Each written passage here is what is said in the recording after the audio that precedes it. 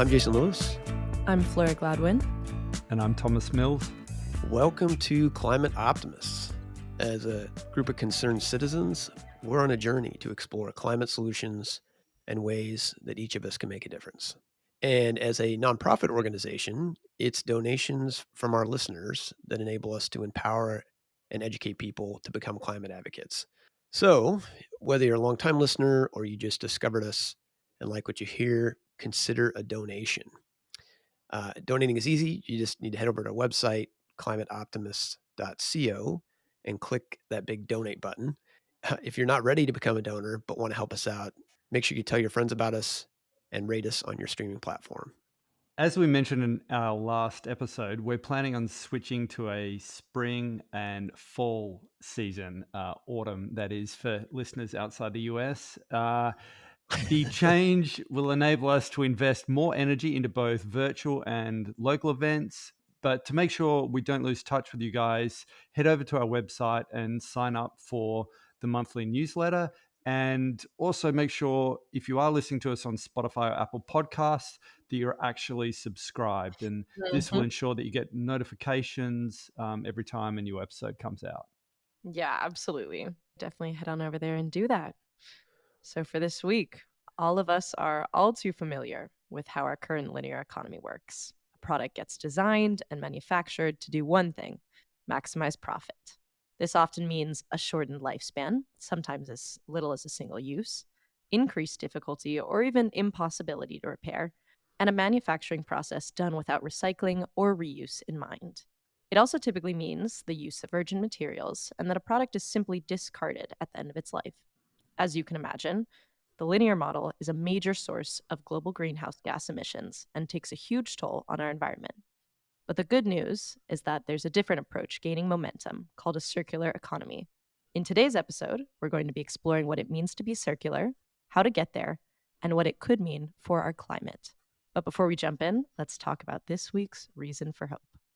So for this week, our reason for hope comes from Norway, which, for those who keep track of electric vehicles, this will not be a surprise, but they are on track to have more EVs in the country than gasoline cars by, depending on forecasts, the end of this year, early 2025. Wow. And in another couple years, the forecast is that there will be more EVs than diesel cars on the road as well. It's worth noting that Norway is also the first nation scheduled to phase out internal combustion engines starting next year, 2025. And EVs already represent around 80% or more of new vehicles sold. So super exciting to hear how much progress Norway is making. I don't know if you guys have thoughts as well. I think it's like a great example of what can be done when you bother to try. I mean, we've got right now, we have Australia backpedaling on their emissions requirements because of pressure from the legacy automakers. And it's like, hey guys, like, why are we backpedaling this? Here's a country that next year will be transitioning to 100% EV sales, and we're struggling to implement fuel economy standards. It's just a joke. So congratulations to them. It's amazing that they've got as far as they have. Yeah, agreed. If you're in Norway, pat yourself on the back. Great news to hear you guys are making so much progress. Absolutely. And hopefully we can all learn from that as well. And with that, let's get to our main topic. Our guests today are Marijana Novak and Matthew Fraser from a global impact organization called Circle Economy, formed in 2011 and based in Amsterdam. To date, Circle Economy has worked with over 80 businesses, 31 cities, and 20 nations around the world. Their vision is an economic system that ensures that the planet and all people can thrive. Matthew is the director of Circularity Gap Solutions, and Marijana is the lead of the Circularity Gap Reporting Initiative. Yeah, stoked to have him on the podcast today.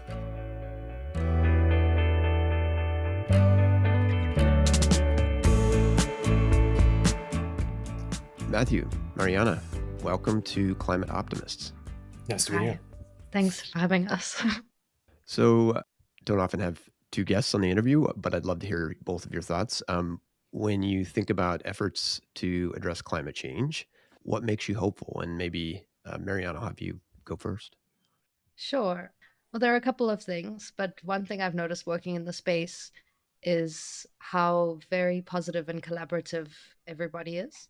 I don't think that it's so common that you can reach out to people on LinkedIn or otherwise meet them at events, and everyone is very keen to figure out how they fit together, how their organizations can work together to align on the goals and solve the challenges together.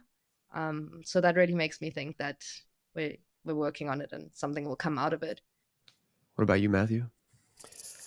Yeah, I think also looking at the trends over the past couple of years or even decade, what you undeniably see is like the steady march of technological progress. So I think you do see amazing innovations that are continuing to come to market and achieve the kind of scale that we imagined. And even if you rewind 20 or 30 years ago, that kind of scale and progress really wasn't possible, certainly.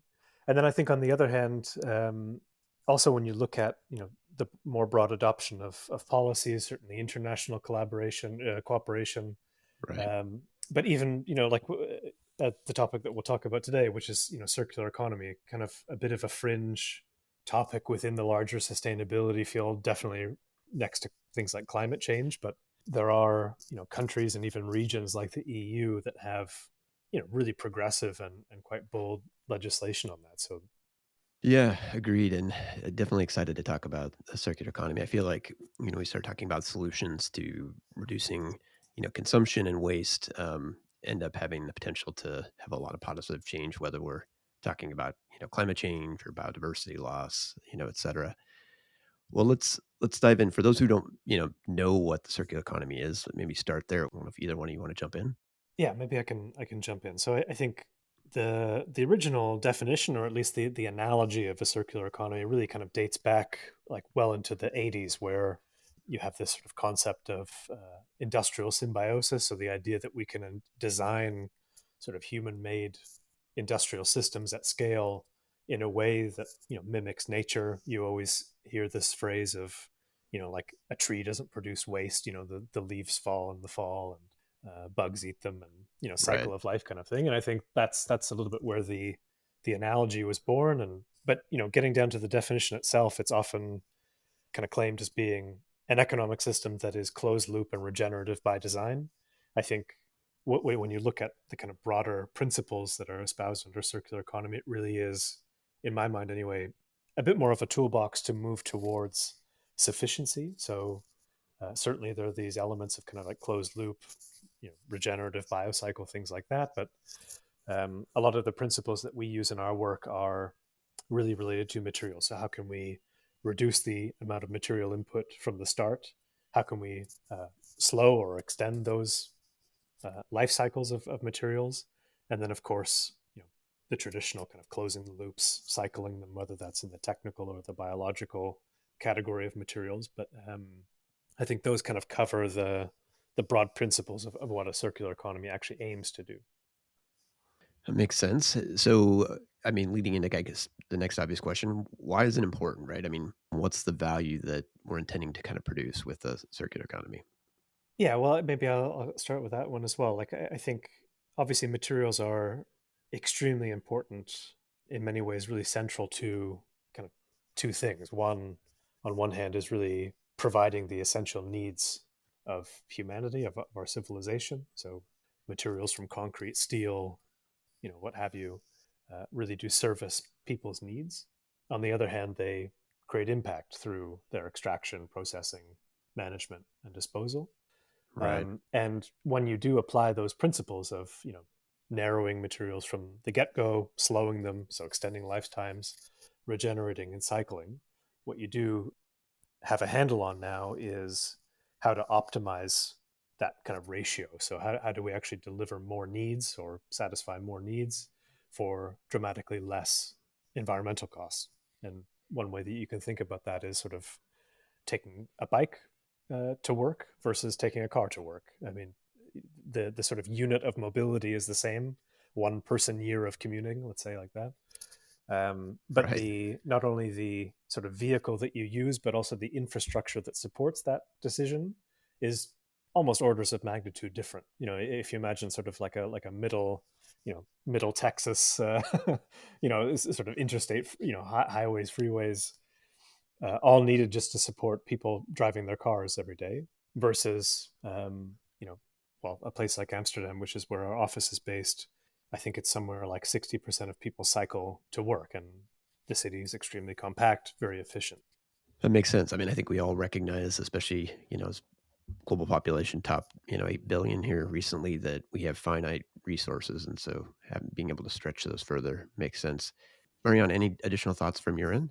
Yeah. So we spoke a bit about what started the conversation around climate change. And I think that's also where the circular economy can play a really important role, because there's a lot of goals and targets at national level and at industry level and organization level about becoming net zero, reducing emissions, and understanding those targets. But many of the plans of how to actually reduce the emissions or what strategies to employ at a business level, at a value chain level, we don't really know exactly what to do. So the circular economy offers a really helpful and practical way of thinking about how can I change my relationship with materials and resources, and then model the effect it will have on emissions. And we did that study at the global level, and there's other studies as well by some other similar organizations which talk about how at 50% of the emissions can be reduced from this, just changing the way we use materials. Oh, wow. Yeah, so it can have quite a big effect. So I'm thinking, in terms of examples, having recycled steel, for instance, in the construction of a building, or, reusing, aggregate to make concrete, instead of starting from scratch. I mean, I don't know if there are other examples that you'd sort of highlight in terms of being able to move to more of that circular model. Yeah.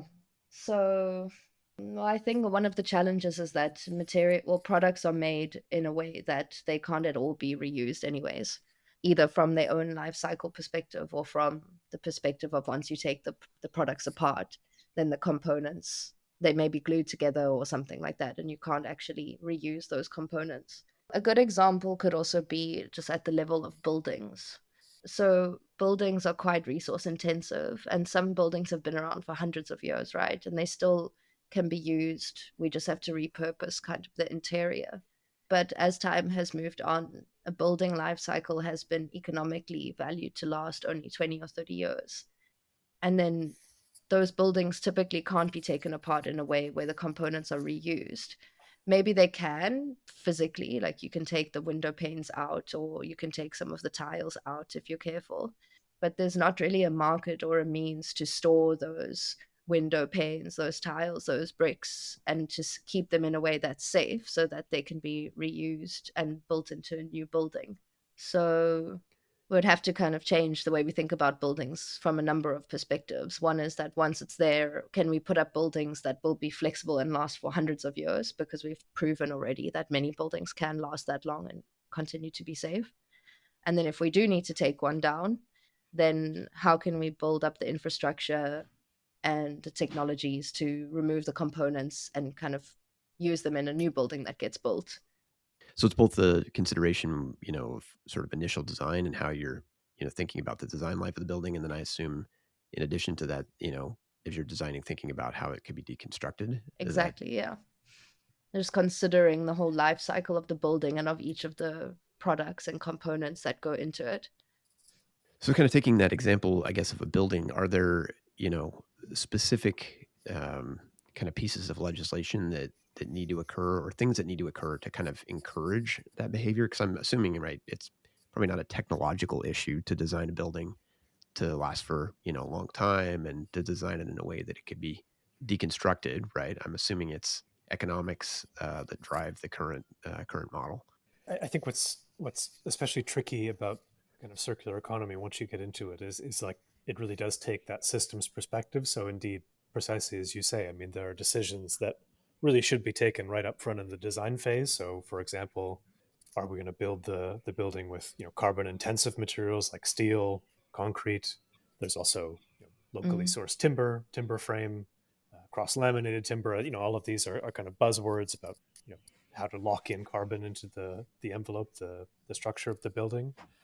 Certainly how you maintain it and the kinds of contracts that you have with either the tenants of the building or the maintenance companies, and how materials are kind of moved around there and maintained. But then certainly when it comes to kind of end of life, there are actually quite significant technical barriers as well. So actually for yeah, again, actually a reason to be hopeful.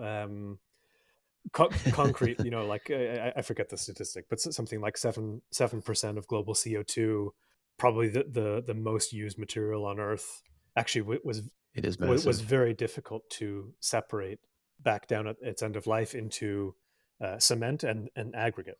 And there actually just in the past maybe 5 or 6 years, there have been quite some technical innovations that have actually made that possible. So now we can have concrete cycled over multiple life cycles, and there's a mobile unit that can be taken to the demo site. The concrete is crushed back into its constituent elements and then repurposed again.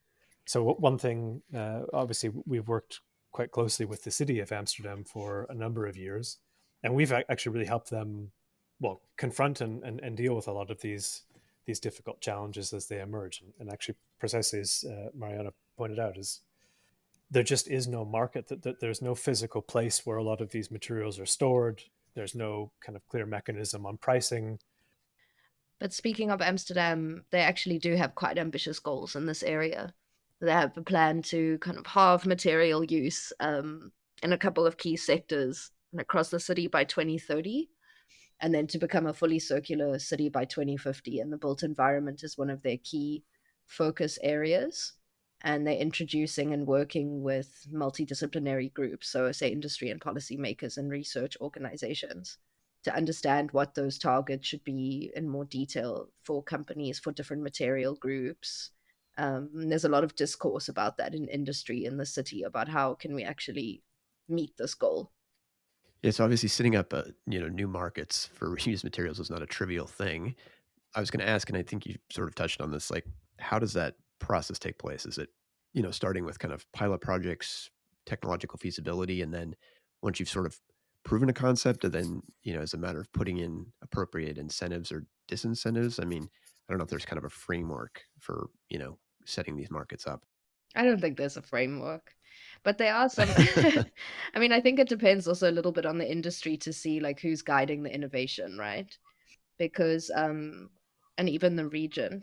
So if you look at consumer goods and just changing business models about, say, access over ownership, something where you have a little bit more like agency to change it from a business perspective, you change your business model, then you already see a proliferation of companies that are doing this in Europe, sure, but a lot in the States as well. There's really a lot of examples of like these shared clothing platforms or sharing goods platforms at the consumer level.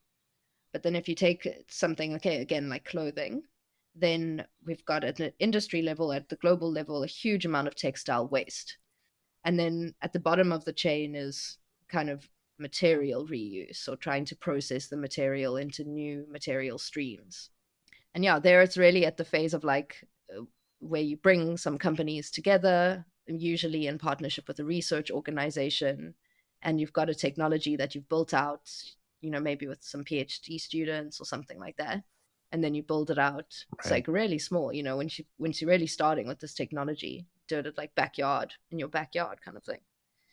But there's such a big market, right? So as soon as these technologies are proven, then you've really got a good opportunity to scale, or at least you've got the market who's demanding this technology.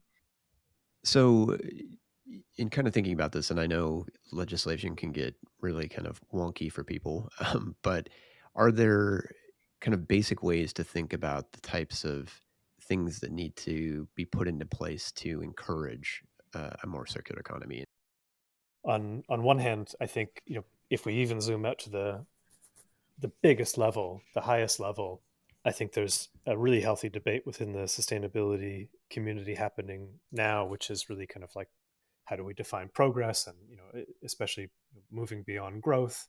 I think it actually Right. does touch on quite an important element, which is that kind of central ratio that I was bringing up before, which is, we have human well-being on one hand, environmental impact, or planetary boundaries, let's say, on the other. So I think Kate Rayworth did a really great job at kind of conceptualizing, imagining this kind of donut economy. And already what you see is almost no government today really seriously kind of measures progress along those dimensions. It really is kind of, GDP growth. Certainly when you also go back to the example of, well, should I build a city or a new district of a city with, excellent, roads and car infrastructure, or do we think about, public transport, human transport? Actually, that kind of initial dimension of kind of well-being versus environmental impact already gives you that kind of useful framework to begin to make some of those high-level decisions. And then certainly what you get into after that is, well, legislation on resource efficiency, material efficiency, things like waste codes, but also in addition to right to repair, which is, I think, a little bit more geared towards consumers, also things like extended producer responsibility, EPR. So actually making sure that in law, if I'm, producing a whole bunch of phones and electronics, I'm legally obliged to take those back at the end of life. And of course, as a business, I would have some flexibility in how I would set that up. So there's an opportunity for me to kind of lean into, let's say, more of a circular business model where you don't buy the phone off me, you pay a sort of subscription fee or a use fee, but I own it as a company. I own it. I provide repair, maintenance, services on that, and when you're done with it, it comes back to me, and I can repurpose that to be tooled up into a new phone or different components. Yeah. And even more upstream, like to the actual stewardship of the materials and resources themselves. We have to enable these industries to work with the resources and to protect them in a way. And so, what I'm missing a lot of is the kind of conservation and preservation efforts. So, it's a lot about like how to improve industry, how to reduce or like make industry more efficient and reduce consumption. So as you asked earlier, what are the policies or incentives that we need to kind of provide at a higher level? It's not very lucrative to work in conservation. Right. So why not? Like, why don't we make that actually a stellar job and kind of try and create something there? There is already like these more romantic, like ecotourism, agritourism, but at a larger scale. What about conservation at a larger scale, preservation at a larger scale, and turning that into an industry with an immediate kind of direct positive impact? So it's hard to sort of simplify these things or distill Right. them into, to sound bites. But it does sound like in one sense, if I'm understanding you, it's like, let's start, for instance, measuring the thing that we want to see more of, right? And then it sounds like in addition to that, wherever there's a behavior that we want to see that isn't happening today, how do we make that economically desirable? Mariana, to your point about conservation, like how do we make conservation something that companies are interested in doing, as opposed to it being sort of a thought on the side, Mm. maybe. Yeah, I think that's a good summary. Knowing the U.S. is companies here are very motivated by, I want to sell more goods, more and more volume. It can feel like, especially in the electronics sector, like say cell phones or clothing, that it's like you need to have that next thing. Maybe you mentioned this already, Matthew, but wondering what kind of things we need to do to change that corporate behavior. I mean, you do have some really standout brands. So a few come to mind, like Patagonia, things like, Red Wing shoes. I think, they're very central to the brand is the idea that like we really do take care of, the environment from start to finish, right from the design phase, and they have repair and maintenance services built into their business model. But then I think you do point it out where it's like there can be companies that invest heavily and they exist on the fringe, but that's not really like a mass adopted business model. And I think that the challenge is there. It's like, well, how do we get kind of all companies to do this as the norm from the get go? I think ultimately a lot of that has to do, or a lot of it comes down to kind of two things. One is just regulation. So one thing that we've work with a lot of cities is just really hiking the landfill tax. I'm not exactly sure how it works in the United States, but obviously just making the kind of status quo option much more expensive than. I think the other thing is then economics and actually how do we get the incentives right? So obviously one of the kind of holy grails in the sustainability field is how do we price in externalities and give everything like a true cost. And coupled with that, I think will be trying to support the either upskilling or reskilling of workers for this new kind of way of working in the economy. So to change when we spoke about our building example or any other kind of example, all along the value chain, we need to have awareness of what is the circular economy, but then how does it apply to my level of the supply chain? Like, what new types of manufacturing do we need to do? How do we need to change those business models? And that kind of like skilling exercise needs to happen too. And I think if there's maybe there's some companies who also want to work on these topics, but actually we don't have enough people who really know about it, a lot about it. So we want to bring in that kind of skills element as well, which I think also help move things along.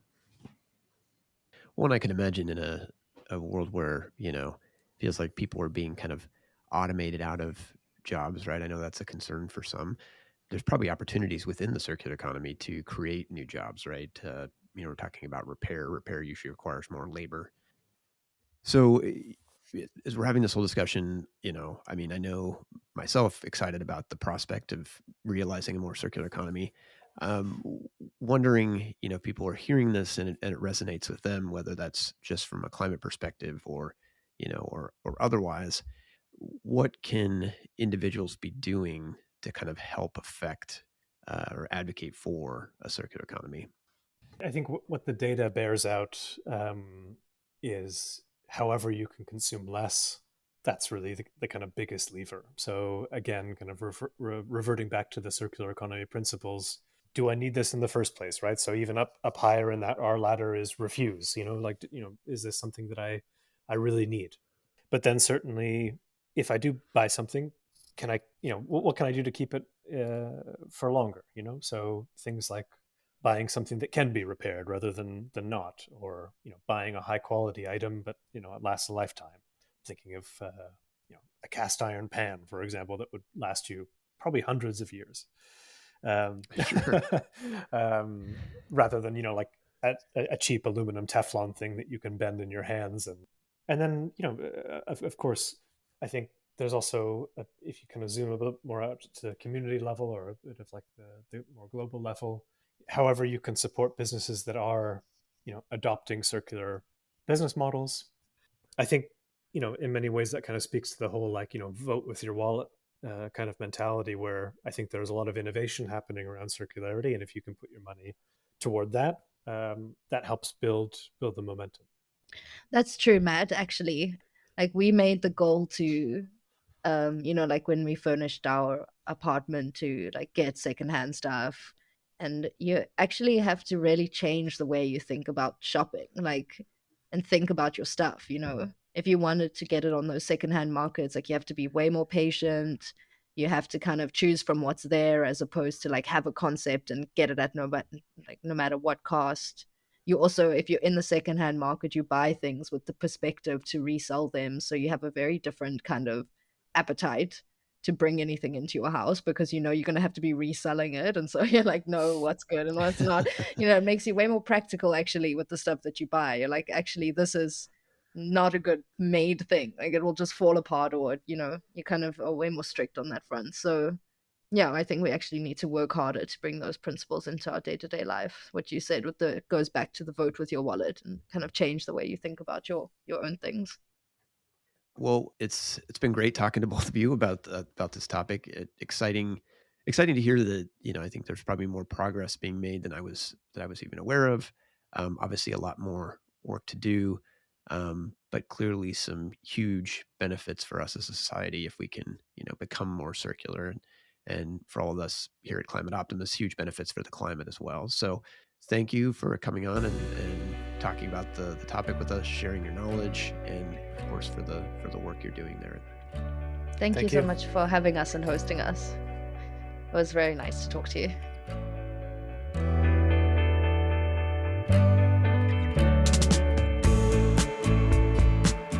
Well, I don't know about you guys, but I definitely enjoyed the interview with Marijana and Matthew. I was already, somewhat familiar with the concept of a circular economy, but definitely came away, I think, more of an evangelist. I think another thing they pointed out, and I think is just worth reiterating, is why it's so important that we move to a circular economy. And, there's a couple big reasons for this. First, today we're using about 60% more resources than the world can continue to provide. So we're really on borrowed time when it comes to that.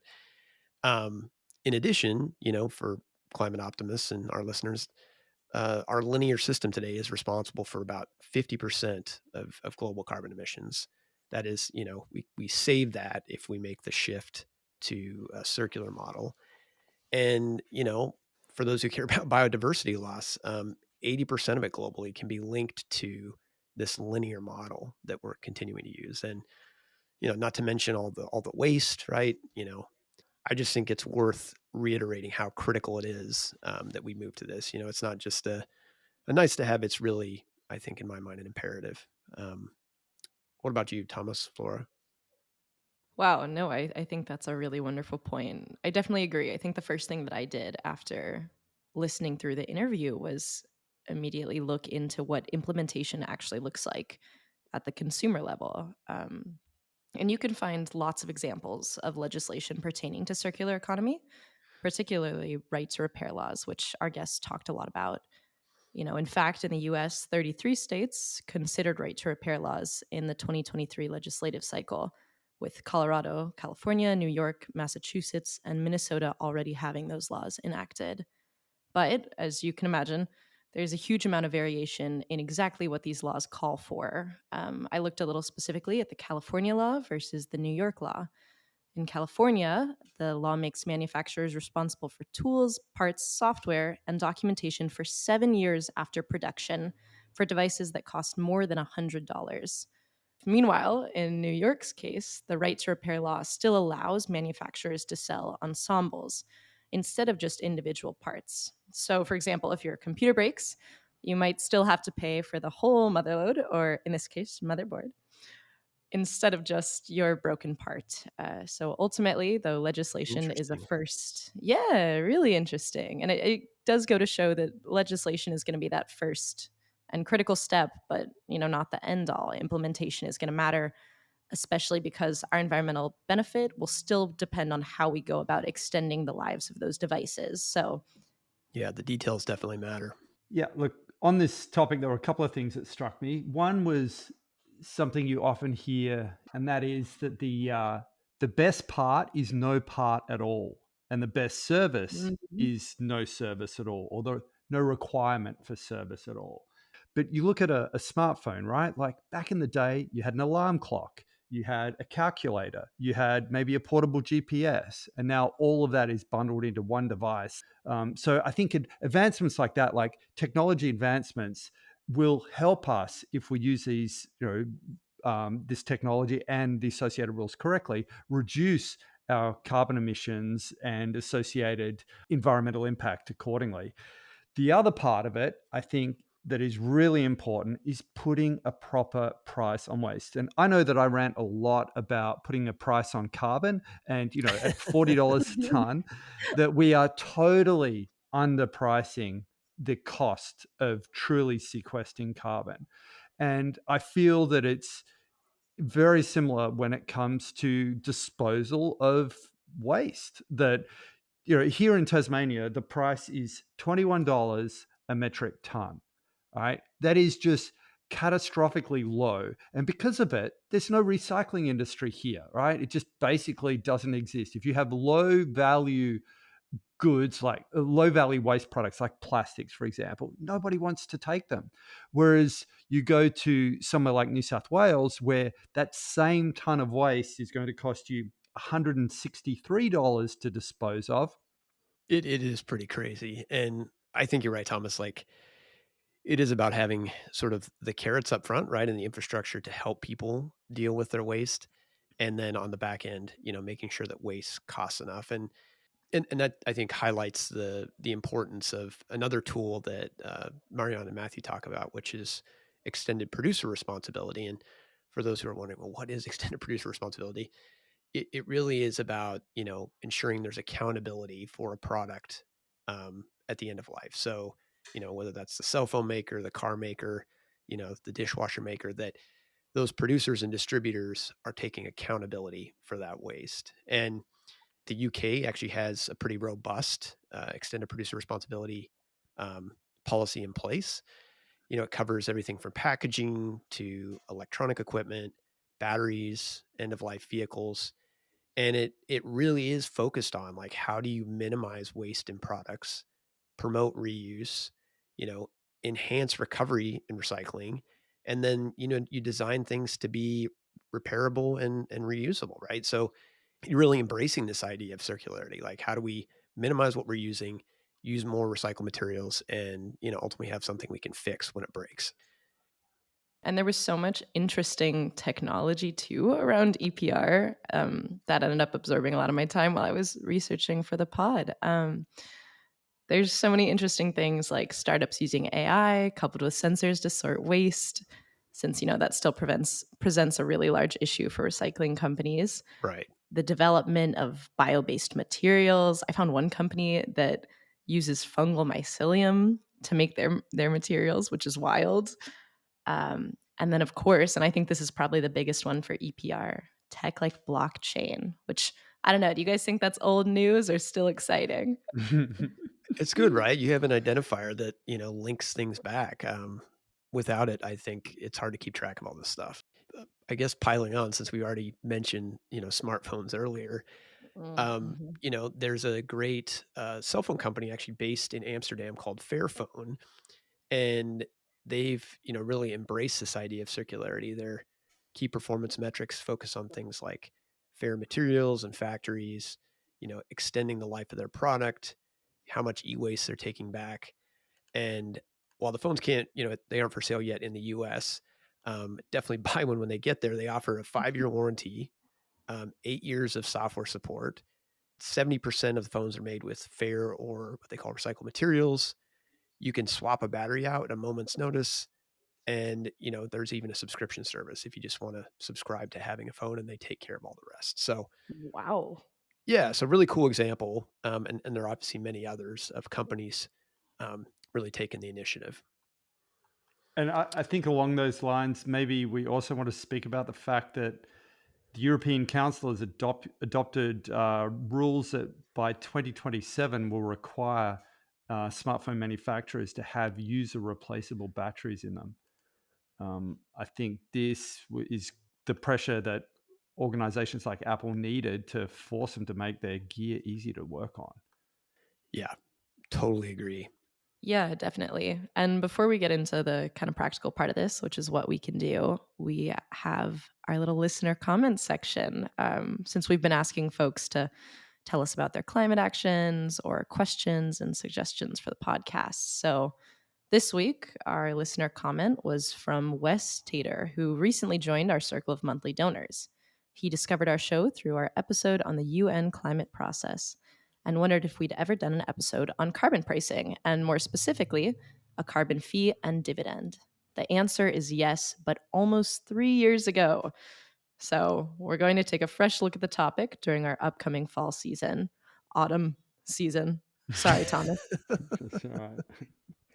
We always appreciate hearing from y'all. If you've recently taken climate action, have a question, or even just a note, please head to our website and drop a comment. Well, with that, let's move to, options for what each of us can do to be part of the solution and in our move to circularity. And the first option we have this week is take a moment to, look up your state, province, or country and see if they have extended producer responsibility legislation in place. If they do, call on them to, expand it to include all major, consumer product categories. And if they don't, call on them to pass extended producer responsibility. And I guess the other item from a what can we do perspective is let's get out there and fix something. We've all probably got something around our house that's either half worn out or broken or whatever, and just needs a little bit of love and attention to get back up on its feet again. And I recently just fixed my wood fire, and I've totally redesigned the internals on that, and it runs now more efficiently than it ever did before. And it feels great to take something that was like 100 kilos of steel and bricks to have that back up and running again and not end up in a scrap pile somewhere. So it's an awesome feeling, and often it's a new skill that we can take on board. It helps challenge our minds and equips us with something that might be useful to us in the future. Yeah, I think it's a great call to action, Thomas. Whether it's mending that shirt that has a hole in it, or fixing your stove, it's a great way to be part of the circular economy. So, reduce, reuse, and recycle. Well, that's all we have for this week's episode. Thanks to everybody for tuning in. As a reminder, as Thomas mentioned in the beginning, with this shift to seasons, we definitely want to stay connected with you. So take a minute to go over to our website and sign up for our newsletter, and make sure, again, that you're subscribed on your podcasting platform. Climate Optimists is made possible by Climate Stewards Collective. You can find us on the web at climateoptimists.co. And don't forget to follow us on social at Climate Optimist Podcast.